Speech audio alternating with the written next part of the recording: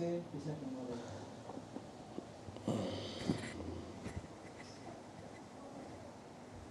Agak panjang nggak apa-apa? Iya. Tidak ada jam ini. Biar anda bisa melihat.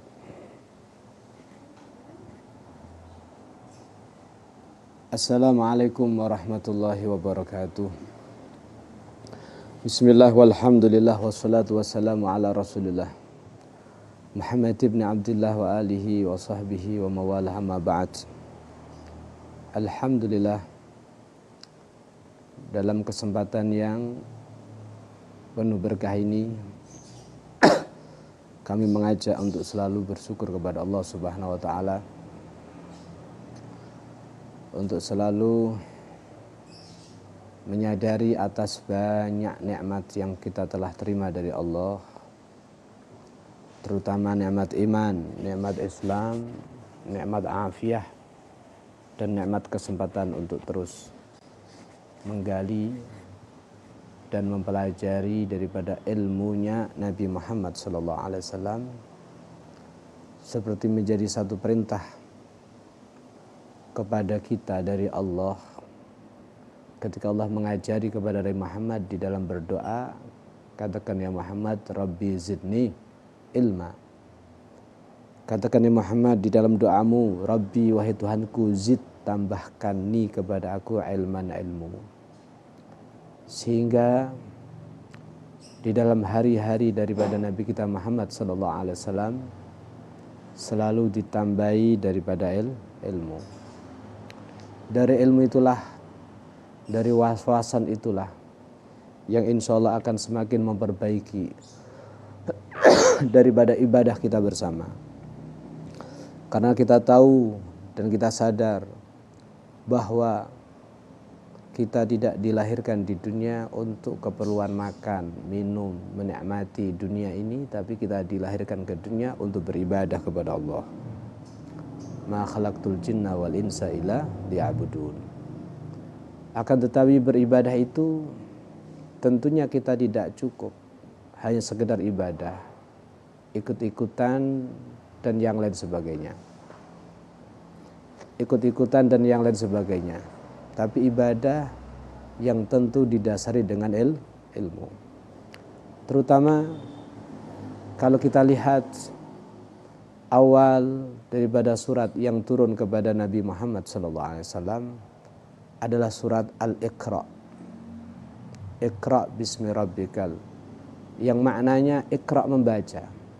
Jadi orang Islam ini harus banyak membaca, harus banyak mengkaji, mempelajari. Daripada kajian itu dia akan mendapatkan banyak pelajaran, akan mendapatkan banyak petuah, sehingga akan bisa lebih untuk dia berhati-hati di dalam melalui umur, waktu, kesempatan yang ada di dunia yang memang Allah berikan kepada dirinya untuk mendapatkan ridha Allah Subhanahu wa taala.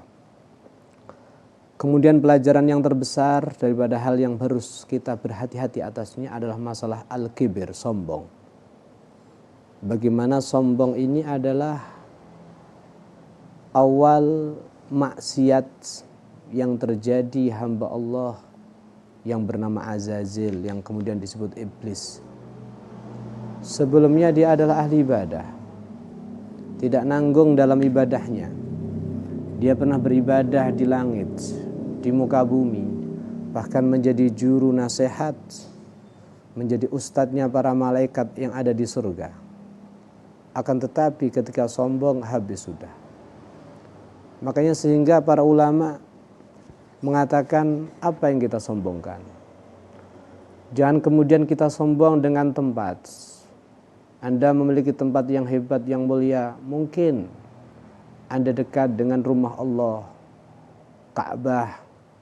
Anda ada dekat atau berada di samping masjid yang mulia yang kedua, Masjidil Aqsa, atau mungkin Anda ada dalam satu daerah yang menjadi makam daripada Nabi Muhammad SAW. Bukankah tidak ada tempat yang lebih mulia daripada surga? Lantas apa yang terjadi kepada iblis? Pernah dalam tempat yang begitu mulia, surga. Tapi karena sombong, Allah turunkan iblis daripada surga. Dan kemudian kita sombong dengan ilmu. Bukankah dahulu kala ada seorang yang alim di zaman Bani Israel yang bernama Bal'am bin Ba'ura, seorang yang luar biasa sekali, memahami Asmaul A'zam, orang yang begitu alim, doanya mustajab. Akan tetapi karena kesombongan pula, maka mati dalam keadaan kafir, waliyadzubillah min dzalik. Demikian pula jangan kita sombong dengan saudara. Mungkin kita banyak saudara orang-orang besar atau bahkan orang soleh. Apakah ada orang yang lebih soleh daripada Nabi Muhammad SAW? Apakah ada yang lebih hebat daripada Nabi Muhammad SAW? Seorang Nabi yang sebelum lahir udah ditunggu-tunggu, yang ketika meninggal masih dipuji-puji, Nabi kita Muhammad SAW. Akan tetapi Abu Lahab tidak mendapatkan manfaat daripada Nabi Muhammad. Abu Jahal dan mereka orang-orang kafir, mereka bukan sekedar mendengar cerita Nabi, tapi mereka berkumpul tahu terhadap Nabi Muhammad SAW, akan tetapi kumpulnya mereka tidak memberikan hidayah.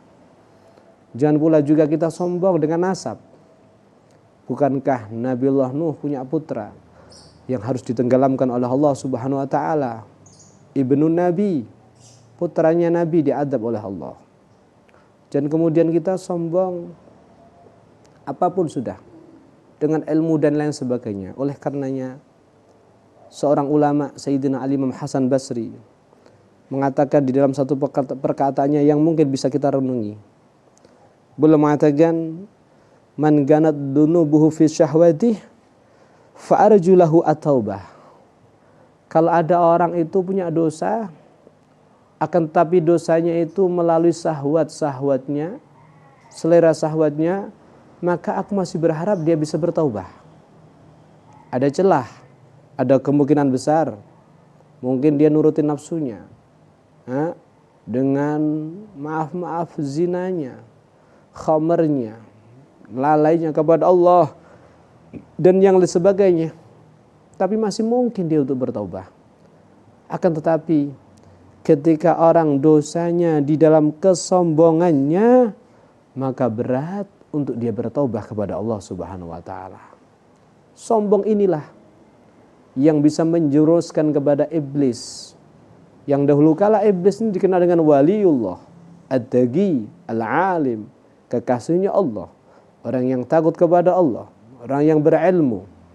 Akan tetapi ketika sombong itu terjadi kepada dirinya, maka seperti yang Allah firmankan, aba wastakbar wa kana minal kafirin. Kesombongan itu menyeret kepada kekufuran.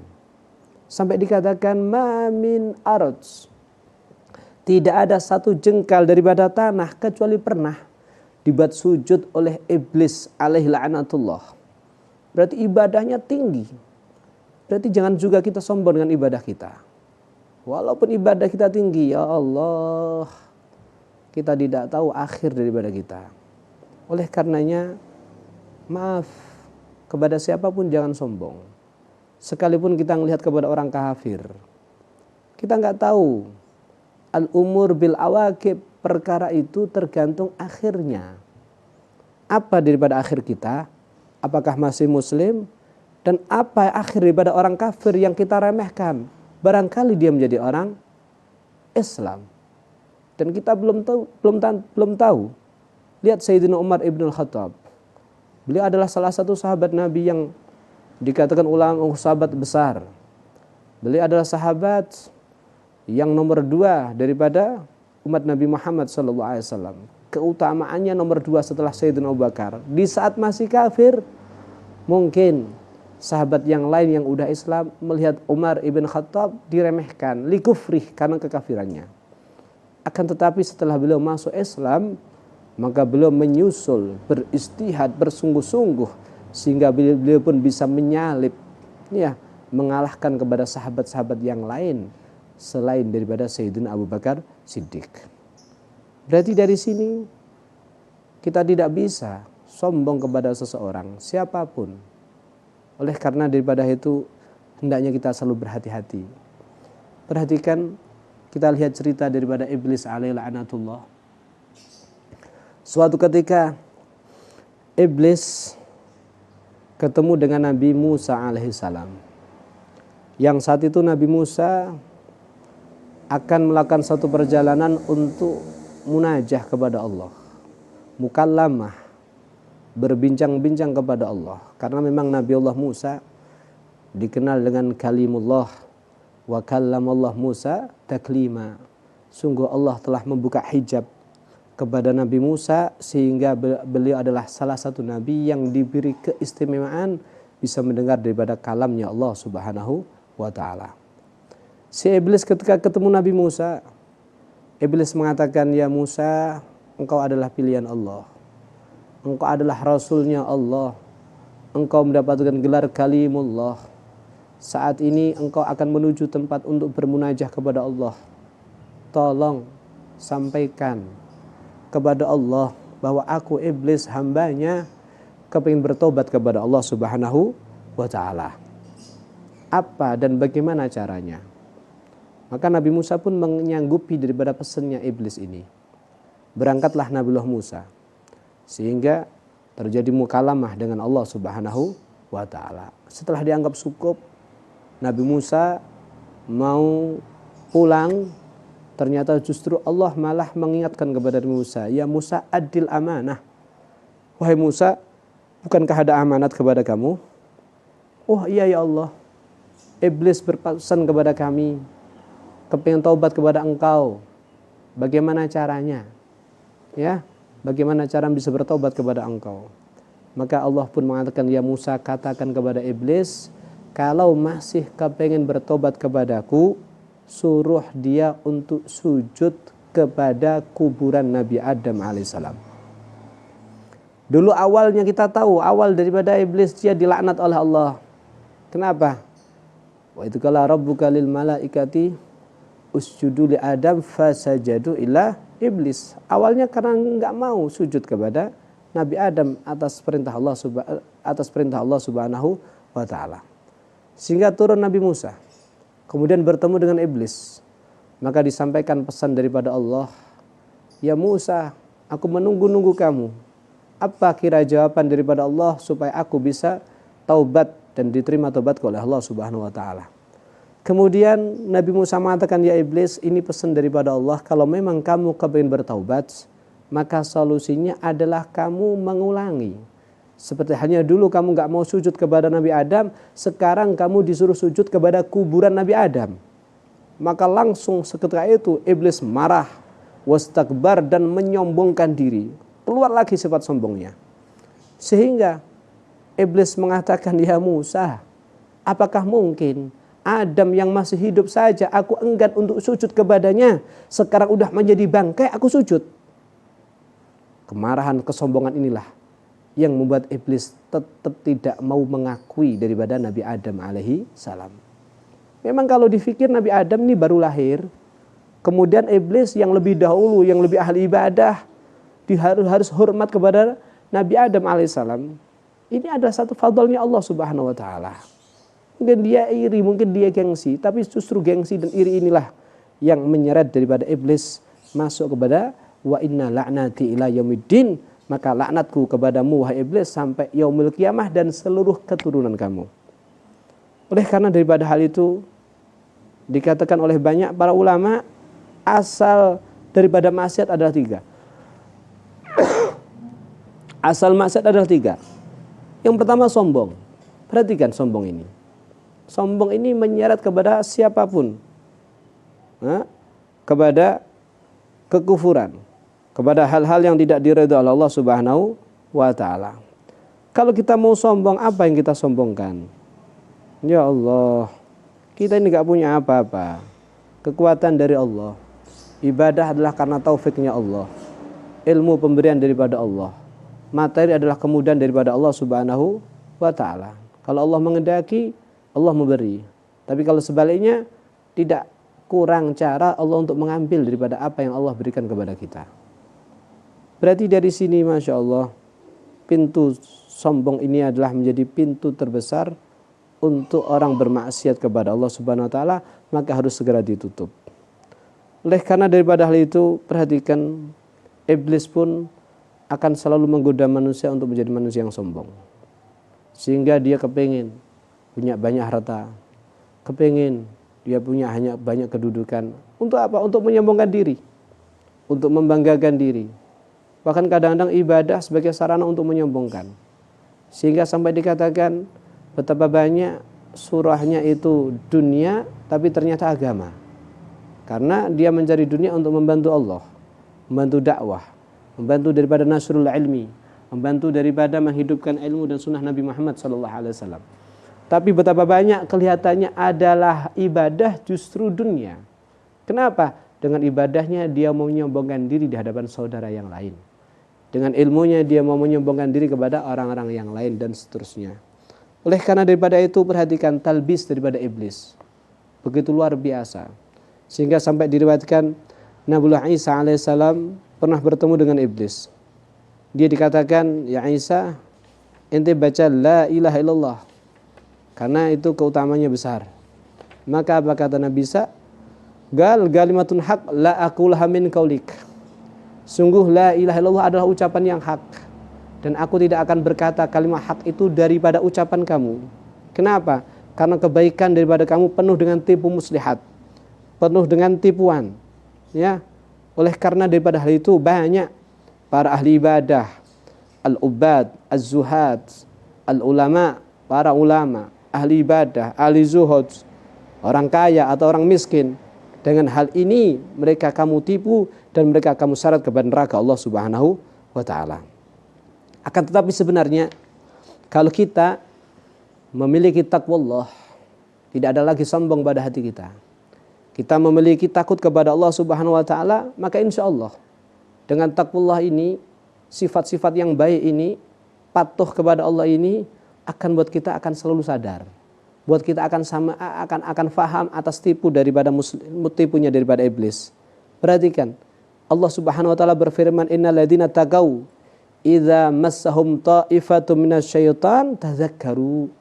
Sesungguhnya orang-orang yang takut kepada Allah, kalau seandainya mereka disentuh, digoda oleh setan untuk diajak sombong, untuk diajak memiliki sifat-sifat yang enggak baik, hasud, ambisi, pengen dihormati dan sebagainya, yang semuanya muncul daripada sifat sombong itu, kalau digoda daripada setan, orang yang takut kepada Allah, tadzakkaru, langsung dia ingat kepada Allah Subhanahu wa taala. Dia sadar, dia tidak bisa tertipu. Kenapa? Fa idzahum mubsirun. Karena dengan takwa itulah dia memiliki waspada, memiliki nur, memiliki cahaya, memiliki satu kewaspadaan yang sehingga dia akan bisa memahami. Oleh karenanya perhatikan satu hadis daripada Nabi Muhammad SAW. Nabi pernah mengatakan, in hadadin la yu'ayyad birrajulil fajir.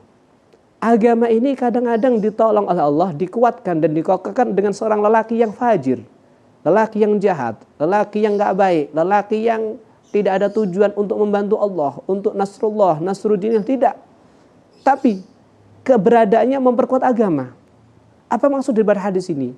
Yang dimaksud ini adalah seorang yang berilmu, ahli ibadah, atau agniya, atau dia yang punya kemampuan untuk membantu daripada dakwah. Akan tetapi maaf, tujuannya tidak lagi Allah, tujuannya tidak lagi ridha Allah, tujuannya tidak lagi membantu Nabi Muhammad SAW.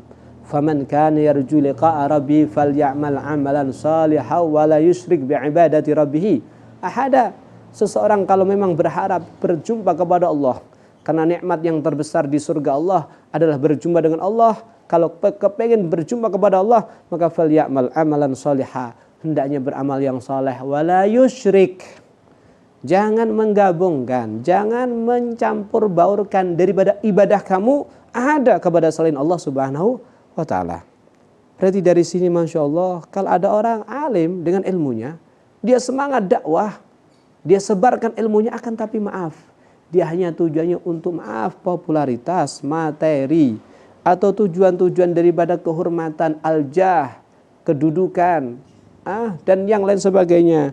Maka orang yang seperti ini dikatakan oleh Nabi, innallaha la yu'ayyidu hadadin biaqwamin la khalaqalahum. Memang kadang-kadang agama ini diperkuat oleh mereka, orang satu kaum yang tidak punya akhlak, yang enggak punya tujuan yang murni untuk ibadah dan dakwahnya kepada ridha Allah Subhanahu wa taala. Masya Allah, berarti dari sini kita harus benar berhati-hati. Hati ini harus benar-benar kita jaga. Hati ini harus benar-benar kita setiril. Harus benar-benar kita atur. Jangan sampai yang menggerakkan langkah kaki kita. Jangan sampai yang membuat kita berucap. Keluarkan keringat, keluarkan tenaga, keluarkan harta benda, waktu dan yang lain sebagainya. Jangan sampai kecuali yang mendorong itu adalah ridho Allah Subhanahu wa taala. Fillah walillah, di dalam agama Allah, karena Allah, li'la'i kalimatillah. Oleh karena daripada itu mungkin Masya Allah kita ini terlalu banyak, ya Allah, kadang-kadang keinginan daripada dunia dan lain sebagainya. Puncak nilai seseorang bukan karena terkenal. Kehebatan seseorang bukan karena pengikut yang banyak. Kehebatan seseorang bukan karena murid yang banyak. Kehebatan seseorang bagaimana dia mampu mengkondisikan dirinya ketika tak patuh kepada Allah, menjalankan perintah Allah. Tujuan terbesarnya adalah ridha Allah Subhanahu wa taala. Perhatikan, disebutkan innal abda la yunsar minas sana ma bainal masyriq wal maghrib. Ada seseorang hamba selalu dipuji-puji, semuanya memuji, mulai daripada tanah masyriq wal maghrib, tanah ujung timur, ujung barat, semua enggak ada yang tidak kenal kepada hamba tersebut. Akan tapi apa? Wa ma yazin indallah janaha ba'udah. Akan tapi nilai timbangannya, beratnya, kedudukannya di sisi Allah tidak seberat daripada sayapnya nyamuk. Ini menunjukkan Masya Allah. Kita lihat Uwais Al-Qarni adalah seorang tabi'in, khairut tabi'in, sebaiknya tabi'in. Para sahabat diantaranya Sayyidina Umar ibn Khattab pernah dipesani oleh Nabi Muhammad SAW. Dia untuk mencari yang namanya Uwais Al-Qarni dengan ciri khas ini dan ini. Apa kata Nabi? Ya Umar, kalau kamu ketemu kepada dirinya, minta doa kepadanya supaya dia memintakan ampun atas dosa-dosa kamu. Ini Sayyidina Umar bin Khattab. Tahukah Anda bagaimana keadaan beliau di dalam tengah masyarakatnya? Gak ada yang mengenal, gak ada yang tahu. Bahkan dikira beliau adalah orang gila, dikira beliau adalah orang yang tidak memiliki apapun. Akan tapi di sisi Allah, di langitnya Allah, tidak ada yang gak kenal kepada Sayyidina Uwais Al-Qarni. Oleh karena daripada itu, ya, masa, pengikut, murid, dan sebagainya bukan jaminan. Bukan jaminan daripada semuanya itu. Oleh karenanya ya Allah, belajar dan terus belajar kita menekan daripada nafsu kita supaya setan tidak ada pada hati kita. Sehingga kita tidak punya daripada hal-hal yang baik daripada ibadah ini kecuali benar-benar mencari ridha Allah Subhanahu wa taala. Ikhwan yang dirahmati oleh Allah Subhanahu wa taala. Kemudian benar-benar ya Allah, hati ini kita jaga. Jangan sampai dimasuki oleh setan. Apa kata Nabi? Nabi mengatakan yajri libni adam majrud dam. Setan itu masuk kepada manusia seperti perjalanannya darah. Sehingga sangat benar-benar ada di dalam itu manusia. Setan ini berjalan seperti jalannya darah. Bahkan ada yang mengatakan, ada yang bertanya, ayanamu setan? Setan ini tidur enggak? Maka dijawab, fatabassam. Sayyidina Hasan Basri ketika ditanya, setan tidur enggak? Beliau senyum. Kemudian beliau berkata, launam lawajadna anhu rahah. Tahukah kamu, kalau setan itu seandainya tidur, wah kita bisa nyantai, kita bisa istirahat. Setan enggak ada tidurnya. Udah gitu nggoda kita melalui daripada hati kita, masuk ke hati kita. Sehingga disebutkan oleh para ulama, Masya Allah, setan itu yang masuk kepada hati manusia, hati manusia itu seperti benteng. Dan setan berusaha masuk kepada itu hati manusia. Kalau udah masuk kepada hati manusia, maka dia akan mendudukinya, akan menguasainya, akan mengaturnya, ya, akan terus bagaimana nyetir. Masya Allah. Tapi Kalau hati Anda dipakai, disetir oleh malaikat atau yang disebut dengan ilham, maka insya Allah tidak diarahkan kecuali kepada hal yang khair, yang baik, yang ibadah, yang bermanfaat, yang bermaslahah, yang ada manfaat kepada Anda, dunia, akhirat Anda. Oleh karena ibadah itu benar-benar dijaga. Hati ini jangan sampai dimasuki setan. Ya, berarti dalam hati kita itu ada beberapa pintu di mana setan akan terus masuk. Di mana setan akan terus bolak-balik. Kenapa? Karena di hati kita setan menemukan makanannya. Disebutkan ada seorang ulama, kenapa itu pencuri semangat masuk rumahnya Anda? Karena di rumah Anda ada yang ditargetkan. Di rumah Anda ada emas, di rumah Anda ada harta, di rumah Anda ada yang diingini daripada itu si pencuri. Maka walaupun Anda jaga dengan ketat, Anda borgol, Anda 24 jam dan sebagainya, masih dia terus bagaimana untuk bisa ngambil dengan upayanya. Jadi kamu harus sabar atas itu semuanya. Ya, menghadapi daripada pencuri. Demikian kalau di hati kita masih ada makanan yang paling empuk, makanan yang sangat disukai oleh setan, bahkan dia akan terus berusaha masuk kepada Anda. Walaupun Anda berzikir, walaupun Anda beribadah, walaupun Anda melakukan hal-hal yang baik yang semuanya untuk mengecilkan jalan daripada mereka.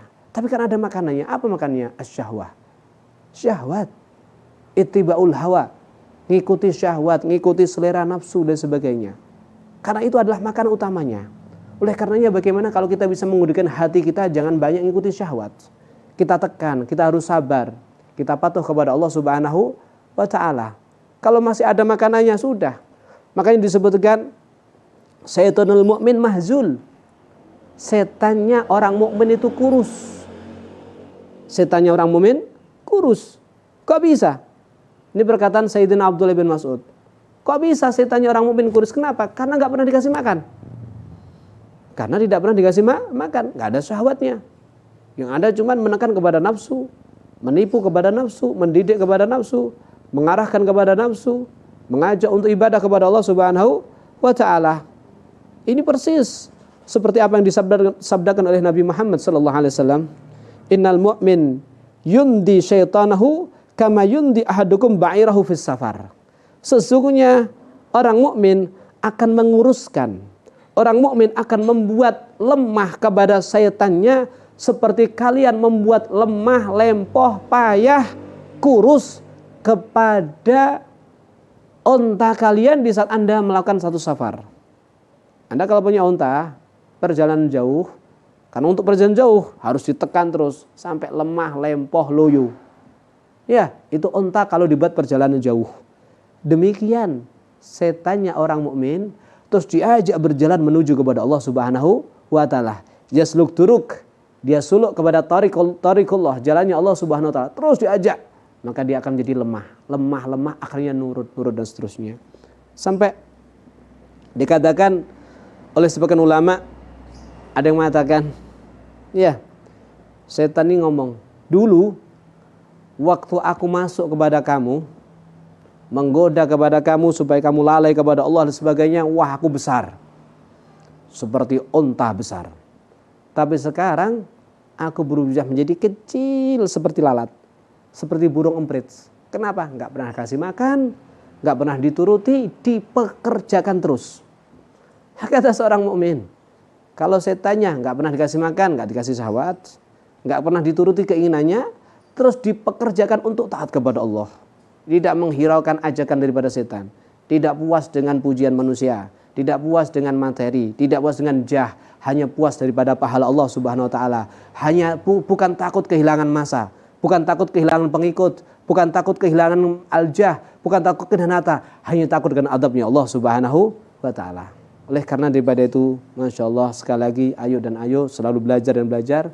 Maka dengan belajar itu insya Allah kita akan semakin waspada terhadap keadaan diri kita, dan tentunya akan semakin memperbaiki hati kita, akan memperbaiki cara pandang kita, sehingga semuanya sifat-sifat yang enggak baik yang bisa mengganggu ibadah kita akan bisa kita lenyapkan, akan bisa kita basmi, akan bisa kita selesaikan, sehingga ya Allah ibadah ini semakin baik, kita semakin mendapatkan nur, dapatkan cahaya seperti Nabi kita Muhammad SAW. Beliau dikatakan banyak dalam hadis sebelum sholat subuh selalu berkata kepada Allah, ya Allah, berikan kepada aku nur cahaya. Berikan kepada depanku cahaya, belakangku cahaya, samping kanan kiri cahaya, atasku cahaya, bawahku cahaya. Jadikan rambutku cahaya, jadikan kulitku cahaya, bahkan jadikan semuanya cahaya ya Allah. Itu Nabi kita Muhammad SAW. Cahaya itulah. Dan dari cahaya itu adalah cahaya daripada Allah. Dengan cahaya itu adalah cahaya kewaspadaan, sehingga kita selalu waspada apakah ini godaan setan dan selainnya, sehingga ibadah ini menjadi lebih murni karena Allah, karena Rasulullah SAW. Hadza minni wa lakum minkum. Wassalamualaikum warahmatullahi wabarakatuh.